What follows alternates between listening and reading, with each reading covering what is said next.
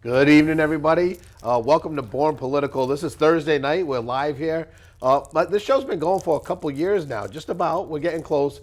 It's a little bit different today. It's going to be a different kind of show. And what I mean by that is, for the last few years, I've been introducing to people that are around town and making things happen.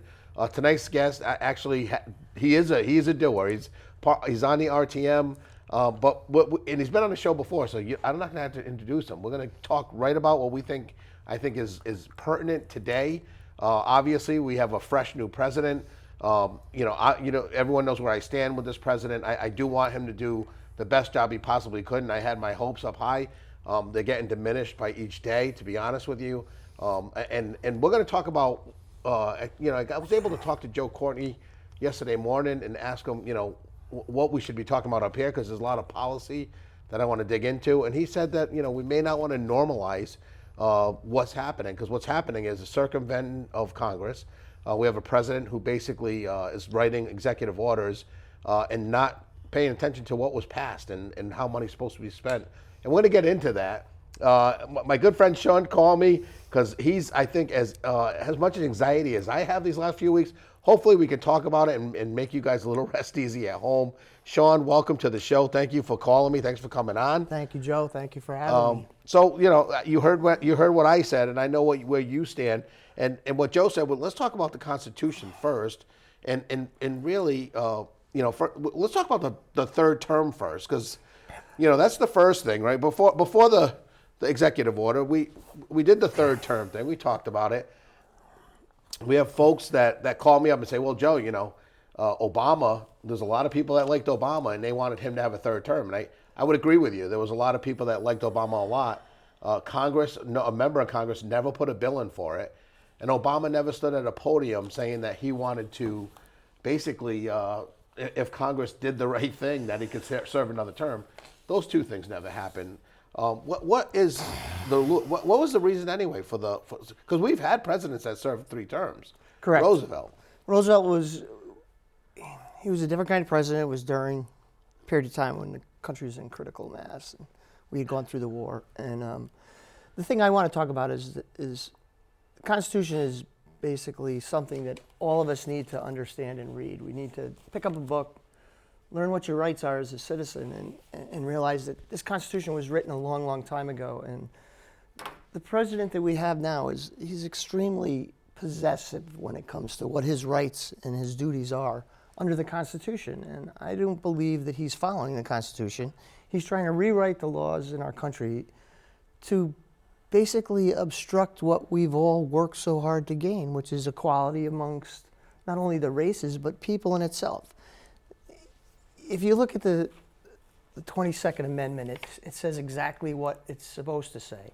You're allowed 2 terms in office, and you need to go through Congress, you need to go through state legislation, federal legislation to get the votes in order to do this. He's, in a period of 2 weeks, literally changed things. We can talk about the 14th Amendment, which has to do with birthright citizenship. These are very intricate pieces to our Constitution, and more importantly, it's critical that we pay attention to it. Yep. And we raise our voice to it, and we say, look, this isn't right. This isn't what we want. Okay? We're somewhat shielded being in Connecticut. We're a very democratic state. But we respect everyone's rights. Yep. Now we're going through a period of time where I'm afraid to turn the TV on. I watched it today. As far as I'm concerned, this is a time that we should all be coming together and uniting with such a tragedy, and that did not happen. Yeah, and I think it's something that everybody should watch. Go on TV and watch exactly what happened. It became a political theater. I read an editorial the other day about the aid to California. Everything is being attached to politics. It's not about being American anymore. It's about being affiliated with a party. Yep. And that's just wrong. So, and I got to tell you, and I know how passionate you are, but you and I both have breakfast, and neither one of us can get a word in at times because amazing, the food's hot. Yeah, but we are both very, very, very passionate, and what I'm most passionate about, and I didn't think I ever would be, was our Constitution. After serving in the legislature, after serving on the town council and the RTM, I remember getting in government and thinking, now wonder why everything's so slow in government. Everything takes so long. everything's so meticulous. And now I see the genius in what our forefathers did. They put in a constitution and a document that didn't allow somebody to come in and just randomly go ahead and change everything overnight. And whether you're a Republican or Democrat right now and you're watching this show, the concern is that we step outside the Constitution or we try to circumvent it in any way. It's really what's got our country to where we are now is by following this book. And many people say, this is the greatest document ever, but then they'll chair something that doesn't follow it. And I think we all need to really read and understand it and understand that first, if you start breaking any of these and going around them, then which one's worth anything? That's correct. Right? It kind of goes back to I'm just going to tell this little lie, and then all of a sudden they snowball up, and you forgot what the truth was. I think like everything, and you have to look at the legal aspects of everything that's being done. Joe and I aren't lawyers, and we're just everyday guys reading what we read and understanding as much of it as we can, and then to sit there and to go outside of what was written. If you want to go by the book with the founding fathers, you go by the book. You get what I'm saying? You go by the Declaration of Independence. You go by our Constitution. You follow the letter of the law. Well, I recommend that we all get a book and we all sit down and read it and put our opinions to paper and pencil and make our feelings known. I don't believe that this government that we have now is for the people. I don't think they're uniting the people. I don't believe that they're following the Constitution. I think they're going to amend it to do exactly what they want, which is to harm everyday working class people. Disassemble the NLRB, disassemble the unions, disassemble everything. I found it very interesting that when the inauguration was brought inside, Joe, that the richest 5 people in our country were sitting right next to the president, while all the governors were sitting in another room. Yep. I just don't understand the principle behind that. Well, and if you're not a message, right, and if you're an attorney general, he wants to destroy that oversight. Yep. And just to go in and rip people out for no cause and to circumvent Congress again for the 30 days that they're supposed to have notice and cause, we're just running rampant. So, I have my doubts about our democracy sometimes. Yeah. And this was never intended.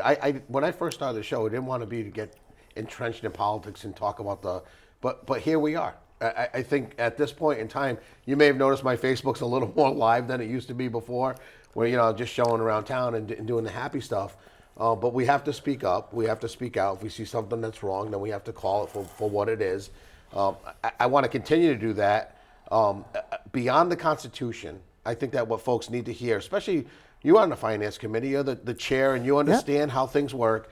We have local government now. We have mayors, and not just our mayors from all over town, that are actually trying to figure out defense, how to fill budget gaps. Because with the rhetoric that's coming out from D.C., the folks that are in charge of our town, they really have a responsibility to say, listen, this wave could crash on us. How do we make it the least painful that we can? And how are you guys doing that now? Like, you're talking about moving money around, or? We are, Joe, and I think the biggest thing is the other day, everyone in town just sat down and said, oh my God, if the federal funding stops, where are we? When we have the biggest budget in our town being the school budget, and having, DODEA money, which is Department of Defense money, and having to educate 500-600 children that are from the Department of Defense, and not having that money in our budget. And knowing that the budget has increased. We have a great community of people that work very hard at what you and Christine laid up in Hartford, which went way beyond what we were doing in the town, but the representation at that level, and if the funding is taken away, just the grant money funding alone puts millions of dollars of gaps of money into that budget. And it impacts every family. It's not a party thing. It's the children that we're trying to educate in our system. Yep. So that's going to be scrutinized this year, probably harder than it's been since when Malloy was the governor and they talked about taking $5 million away from our town. And yep. I was sitting at the table when that was going on, and it was just, it's traumatic. And I think it's not a good thing. But that's what I think when people, if you've never been involved in the government at all, and I really do recommend, if you want to be on the RTM or you want to get involved, you should see your town budget, because oftentimes I'll hear someone say, well, you know what? They're talking about cutting 30%. And listen, look at it. Our debt is so big, you got to start somewhere. When I think of 30%, as someone who's worked on budgets, especially in the town of Groton, to imagine taking $30 million or $35 million out of our budget in 1 year, the pain, because if you've been there, and Sean has, being in finance, being the chair of finance, you understand that every dollar that's subtracted is pain. It is. And it's somebody's pain. It may not be your pain, but it's going to be, instead of the teacher teaching 30 kids, maybe they're going to have 40 kids in the class. Right. There's a reaction to every dollar and a big impact. So I think our anxiety comes because we know budgeting and how it relates to towns and committees. This isn't private budgeting. No. You know, if you're a private business and you said, hey, we came in, we weren't profitable, we had to cut 30%, you slash some people's jobs and they're gone and they have to go figure it out themselves. When you're the government and kids don't get free lunch and they're not eating, that's pain. And not saying that the private industry is in pain. This is real pain that people that actually don't deserve it are right. feel. The weakest are suffering, and that's the part that's very disturbing. And in our state, we have what they call the minimum budget requirement, the MBR, that has to be met. So that when we raise our budget to a certain level, it has to maintain that, or we lose additional funding in the following years to come. So it's going to be tricky. The town council is going to bring us a budget. The Board of Education is going to have their budget. We have different services that go on between public service and everything else, and it's all impacted. It doesn't seem as though it makes a difference, okay, until you get down to reading the newspaper, seeing what's going on. This is going to change, and it's difficult to figure it all out sometimes. It takes a lot of people coming together to work at it and to figure out a plan. Yep. And that's the thing I think we're losing most often in Washington. We have party politics. We don't have people. I heard the word common sense today when our president was speaking, and I'm saying to myself, common sense would bode to be quiet in a situation where people in less than 24 hours are gone. Perished from right, and there's so many different departments that are so involved in this, and to sit there and to speak about having an answer today to a problem that's ongoing in the whole airline industry, it's a wave of caution to me. I mean, it's like a flag. We do have it. When you look at the record of the United States FAA and what we have, exactly. It's impeccable. It's incredible. Yep. When a tragedy happens, we all feel sad and sorry about it. And then we have to step back and say, what could we have done to prevent it? But we also have to step back and say, you know what? These folks have done a pretty good job. I didn't realize how long it was. It's like 24 years since after 9/11 happened. That was our big one. And then there was another one that was like 265 people. And then we went about 20 years up until. Well, I think it was 07 to be honest. 07, there was another one. But that's what you're saying is exactly right. Flying in an airplane is safer than driving your car, or the odds of having an accident happen are highly unlikely. You may have an incident, but you're not going to have the accident that we saw, last night. And that's what I want to tie to. A lot of the criticism they get, especially being a Democrat, is that we want to regulate everything. Yeah. Regulate. Well, part of regulation is making sure that there's two people in that tower and not got one guy by himself falling asleep. Making sure there's two pilots, because when you get rid of regulation, and that's what everyone talks, that's when accidents happen. Because I am guaranteeing you, if Delta Airlines was told tomorrow that they could only put one pilot in to say as a cost savings and not have two, they may. Not every airline would choose to do that, but some may not. Those are regulations that are there to protect us. And when you look back at the record that we have in our society, in our country as flyers, they've moved billions of people since 9/11. Correct. Obviously, the worst incident in my lifetime that I can remember, the worst terrorist attack I remember. But you go back this 25 years and think how many people it took to do their job right in that moment, because there were some close calls. Yeah. But to make the right call, to do the right thing, it means we have people that are trained. It means that we have administrations that, and Trump's administration as well, that from 16 to 20 they didn't have any plane crashes. But nothing was different, right? You said it to me off air. Like, what changed in the FAA from Obama till now? Nothing. That's the whole, that's the whole problem here. Is if you were to watch what was, I didn't live, get to see it. Right. You're upset about it. I didn't get to see it. It's not. Timing is everything in what we do in life, and I think the most important thing that could have been done today was to feel the pain of the families that were there. I have a lot of my family travels, and they, I have 100, 200 days in the air with some of my family, and your mind goes to exactly where it goes. It goes to Yeah. a whole different place, and every time we travel, I'm so grateful that we can get there without having to take a horse and buggy and go somewhere. Yeah. You get what I mean? It's even like getting in the car or any of this other means of travel that we have, whether it's the train. We have disasters, but when we look at the overall government that we face, and this is why we have a constitution, is so that it's not ruled by one person. Yep. It's ruled by all of us, and the government Exactly. has to be for the people, Yep. not for individuals or what's the best need. It's for everybody's need. And, I think Joe and I together, in whatever we come up with here for the time that we're together, it's about informing people, and it's about taking care of our town. I was so pleased to come the very first time to do this. I wish we were more focused on what goes on in town. I think what we've discussed with And the we could budget do it and later, everything, yeah. right? And we'll do it again. Another time. But today, what I'm seeing in less than 2 weeks' time is it's not frightening. It's disturbing to me. Yeah.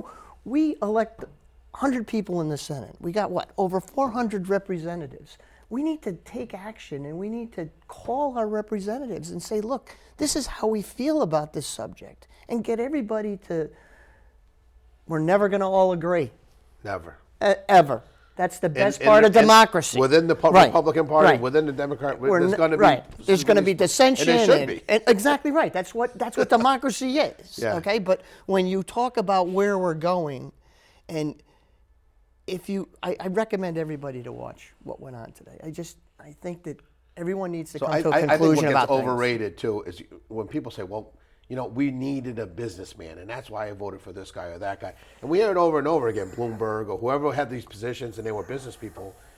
The way Trump's acting, to me, is more like a business person than a person that's worked with other people. Because the way I see it is when I get elected and I was up there, if Ned Lamont didn't like what I was saying, if I'm working for Ned Lamont inside of his cable company, Yeah, right. Ned Lamont just says, "Bye, Joe. That's See you right, later." exactly. And I said, "No, Ned, my idea was really, really good, and you should listen to me." But the reality is, he would be the CEO at that point. There's no governance there. That Correct. is, he doesn't have to. And maybe, I think the beautiful part about that is, okay, and he's proven that he's able to take that business and do well with it.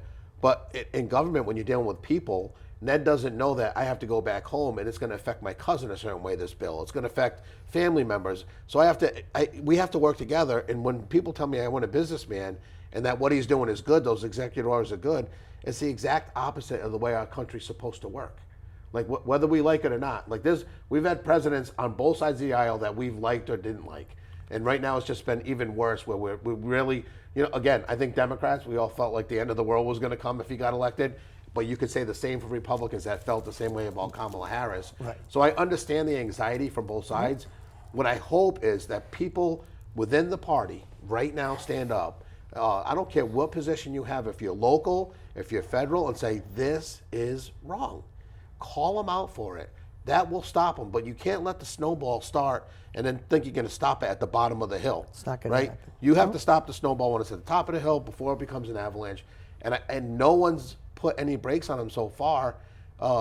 In fact, to have a congressman step up and put in a bill to give them the right to do that it's outlandish. Well, it's just as we look at the 14th Amendment and the birthright citizenship, I think that's a whole nother subject when we see the difference in how he perceives the Constitution to be read. Yep. And it's pretty clear. I mean, I'm not going to read it to you unless you really think I should. I don't think we have to I do don't that. think we have to, exactly. I think there's just short enough time yeah. here where you need to read the Constitution. You need to read the amendment to the Constitution to understand exactly what's going on in our country. I don't think any of us sitting at this table or anybody in the community doesn't want criminals to be deported. Yeah. But there's a whole process to this. I don't know how to say this to you, but I have a godson. He's in law enforcement and he's a detective, and we had a conversation. I had about a half-hour conversation with him.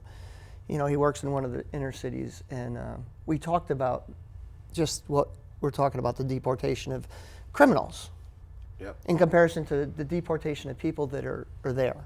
And we came up with the subject of, what happens if a child's at school, the parents get picked up, Yeah. and they're deported, and the child comes home and there's nobody there. What do you do with the child? You call INS or you call ICE, and they come and they get the child, and then you have this division of families. And I think that that's something that, many of the immigrants in our country, we were all immigrants. Yeah. Okay, and the thing is we don't even have a system in place to process people correctly in this country to come in. Yeah. And everybody's not a case where it's political terror that they're coming for protection. So when you go to solve a problem, you have to look at the core of the problem to understand it. But yeah, I don't think any of us don't feel that criminals I think should both be. parties for the last 20, we haven't had, when you look back, and it's surprising when you start looking back at your history to see where you are now, we haven't had a bill that addresses immigration in any way since 1992.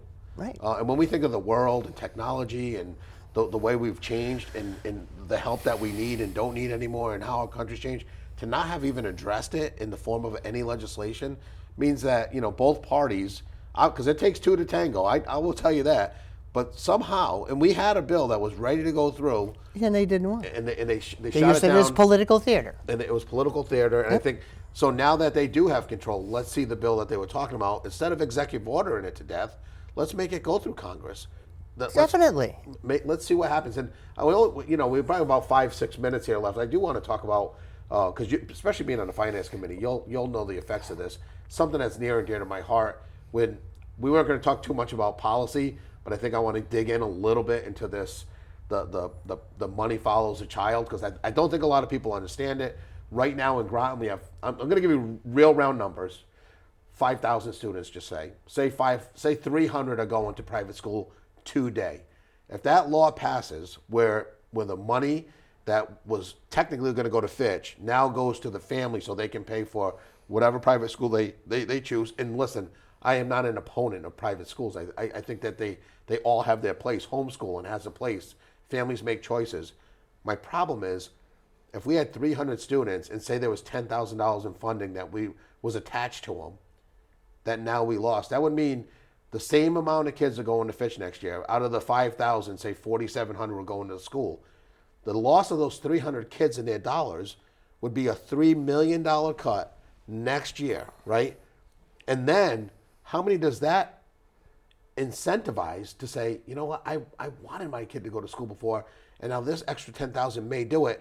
Now the numbers get worse, right? Now, being on the finance committee, watching budgets, what is a $3 million cut in perpetuity? It's huge.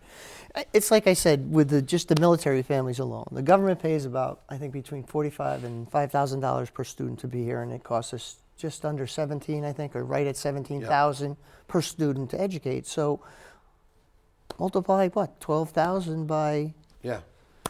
I don't know, 500 kids. Yep. And we have to come up with that money. $6 million. But it's like anything. Well, 600,000 that would be for that, right? Oh no, maybe No, 6 million. 6 million. it's a lot of money. It's not dollars and cents to sit there and put a value on an education is really a hard thing to do.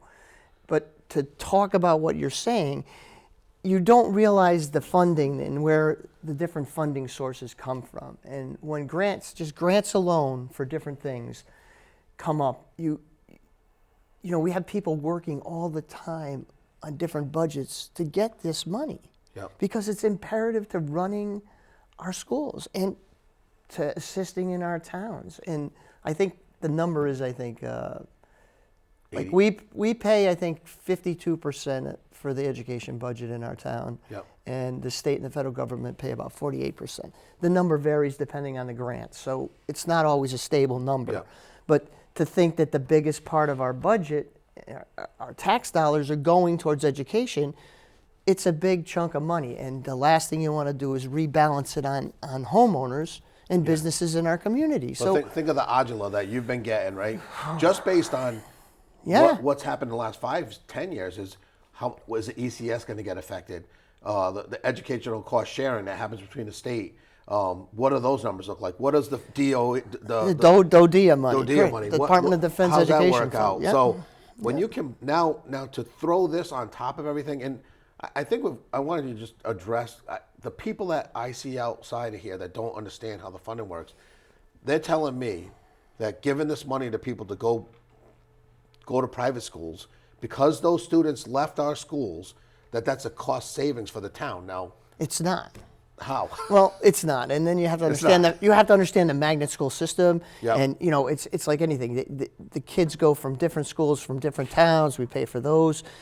The funding comes back to us depending on the school. We give the other towns funding, so it's not. It's kind of a mix mash of numbers when it comes to where the students want to go to school. Yep. Like we made magnet schools in the state to balance out many different issues. Yep. Racial imbalance in the school, education from inner city children, the things that we put into place. That's why we have a minimum budget requirement at the state level, so that we are educating our students. And from the things I've studied in the past 5 years, we've been in the top 3 states for education in the country, We're which is doing it right. phenomenal. That's right. so- We so are doing it right. Everyone's Joe. saying let's we don't have county government, we don't have this, we don't have that. If our students at the end of the day are performing at this high of a level, I would stick with what we're doing. We're testing higher than a lot of states that don't do what we do. They have lower requirements for it. A teacher has to the education level they have to have. We have standards that I think are supreme to me than maybe any other state in the No, country. they are. They're very high level, Joe. It's not like we're. I'm going to tell you, education is a very tricky subject because we're not involved in it to the level that the students and the Yeah, teachers and the administrators are. So we hear things, we see things. The only way to go out is to really go out and talk to the kids and see how they feel they're being educated. Because in the long term, where are we going with education?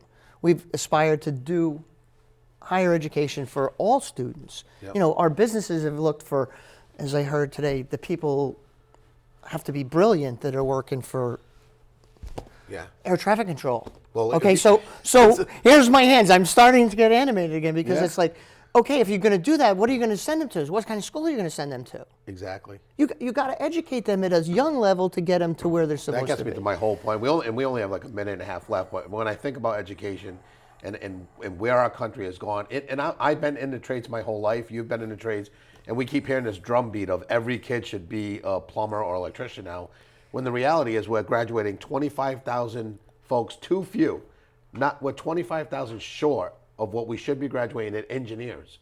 Yeah. We're short in the nursing department. We're short in all these different ways. Yep. So when we think that we're saving money by not helping these kids, by not reducing the cost of college or maybe helping them in certain ways, it will be us that suffers. Because, I'll be a 75-year-old in 20 years, right? You won't have any I help. may be looking for a nurse Yep. that someone told to be an electrician. I want to thank you for being on the show. This is a So, conversation that we could is go going on to for days. continue. Yeah. I'll have you on. Maybe we'll do like once a month or something. We'll Sure. talk about some things. And, if you guys have some ideas and you want Sean and I to look into them, I think that would be great. We could have shows on it specifically. Yeah. But just keep your head up. Like, don't be depressed. Because, listen, we do have barriers there. Government was made it slow. I think the brakes are starting to come out a little bit. That he's gone a little bit past further than what even some of his colleagues are comfortable with. This is Born Political. I will see you next Thursday, guys. Thank you all for coming out. Oh, not next Thursday, Thursday after. Read your Constitution. Remember, we are the people, okay? Remember that. See you next week.